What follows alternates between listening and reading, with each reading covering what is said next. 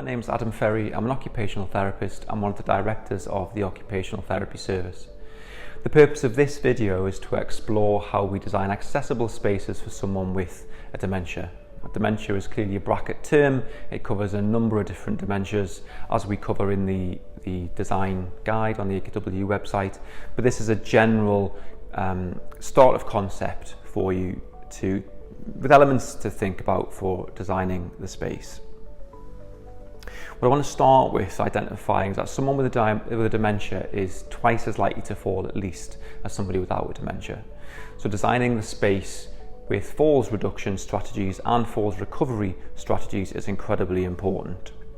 Falls recovery is as important as falls reduction because a lot of the research suggests that it's how the person gets help, how quickly they get it, and how quickly they're able to get off the floor that maximises recovery and outcomes. And a delay, which is called a delayed initial recovery, has a huge impact on those outcomes. So from a falls perspective, we'll start with the flooring. Ensure that the flooring is a minimum R10 regulated, and the AKW's R10 flooring is DSDC approved. Think about some concepts that are covered elsewhere, such as task lighting and colour contrast.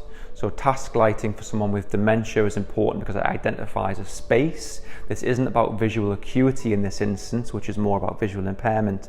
This is about clearly identifying a space for what it is. So it removes some of the sensory elements of what else is going on in the room and allows the person with dementia to focus on that space specifically.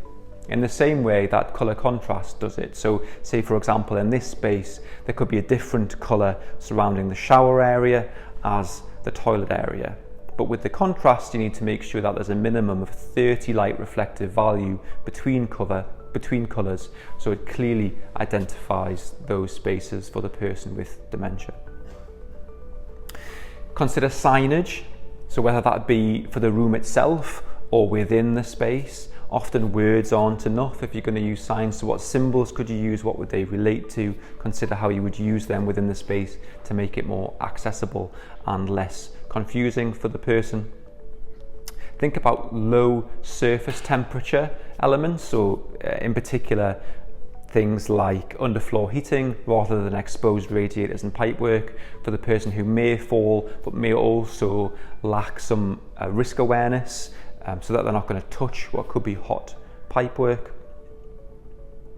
And think about what fixtures and fittings you're using, including what shower you're using, for example. So in this space here we have the care shower, which is perfect for someone with dementia or for the person providing them with their support. We also have the shower stopcock built into this bathroom, which again is excellent for the person with dementia, but probably even more crucially in this instance, the carers. It means no looking around for stopcocks or getting under sinks if the person's creating flooding. A simple switch to isolate the water completely takes away that risk, but also maximises the independence of the person who may want to shower or indeed run the bath themselves. So just the starting points for some concepts there. The full guide in much more detail is on the AKW website. I really encourage you to go and take a look. We've introduced the concept of safety flooring from a falls perspective, and I just want to highlight that point a little because it isn't just about falls reduction. Although AKW safety floors are R10 and DSDC approved, it's important to think about the patterns or hopefully lack of on the flooring space.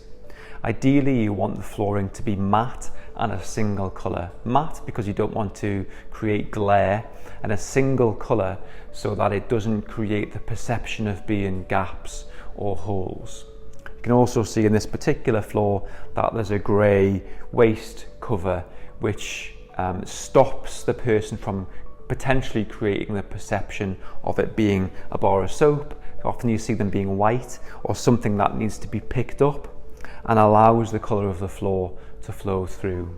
So from a flooring perspective, you've got the issues of risk around falls and falls reduction, but you've also got some of the more specific evidence bases relating to dementia around perception and how the brain is associating colour or changes in colour with space.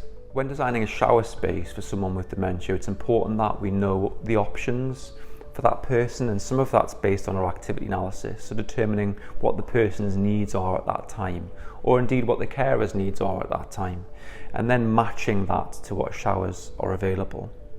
This is the range of thermostatic care showers, and it's important for us to appreciate the differences. So here we have the iTherm, very simple dial based, might not be for somebody necessarily who lacks that dexterity, or might not understand the difference between the two, but a very simple power on off. Then you have the Smart Care with the lever. Again, easy to use, but someone with a dementia might not necessarily appreciate that one way is cold and one way is hot. And finally you have the Smart Care Plus, which not only makes it easier for the person to understand and see what's going on, because the buttons are raised, it's very tactile, so the person can feel, not to understand, so they can raise temperature and flow based on feel and touch. It can also be supported with a carer using the remote.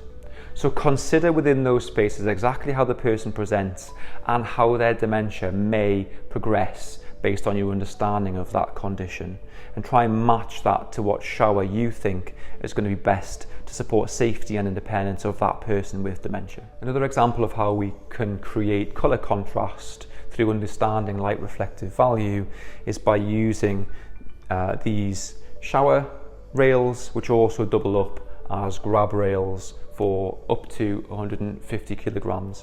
You can see here that we have a white, a grey and a dark blue rail. There are various colours, so to help you create the colour contrast that you're trying to achieve, it's another example of what's available to support you in being able to do that.